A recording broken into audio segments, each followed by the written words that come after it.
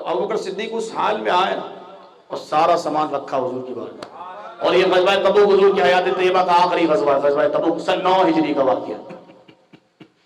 حضور نے کسی کے بارے میں نہیں پوچھا کہ عمر گھر کے لیے کیا چھوڑا، آدھا مال لائیں، حضور نے فرمایا کیا چھوڑا؟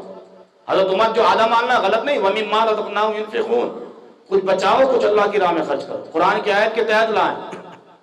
ایک صحابی حضرت عقیل انصاری، ان کے پاس کچھ نہیں تھا، 1 کلو کھجور حضور کی بارگاہ میں جو تھا نا، حضور نے فرمایا، حضور نے فرمایا 1 کلو کھجور حضور کی بارگاہ میں لے آئے۔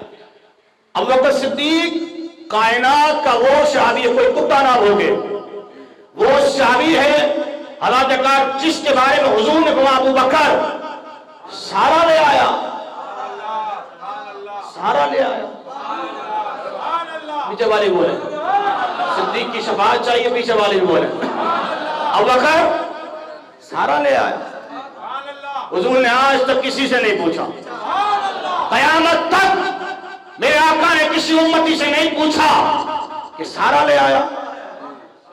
جان بھی دے دی حضور نے نہیں پوچھا، مال بھی دے دیا حضور نے نہیں پوچھا۔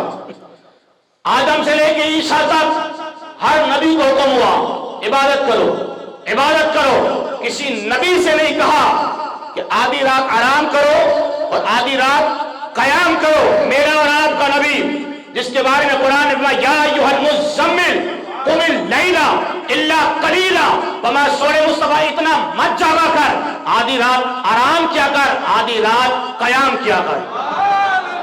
یہ کائنات نبوت میں حضور کا اعزاز، کائنات صحابہ میں، صحابہ نہیں کائنات امت میں، قیامت تک تم نے جان مال عزت آبرو سب دے دیا، لیکن حضور نے کسی سے نہیں پوچھا، سب لے آیا۔ کیا بچا ہوا؟ افضلیت کے لیے اور کون سی دلیل چاہیے؟ جس کو خود علی کہے یہ افضل ہے، جس کو خود حسن کہے افضل ہے، جس کو خود حسین کہے افضل ہے۔ حضور نے فرمایا ابو بکر سب لے آیا، ابو بکر سب لے آیا۔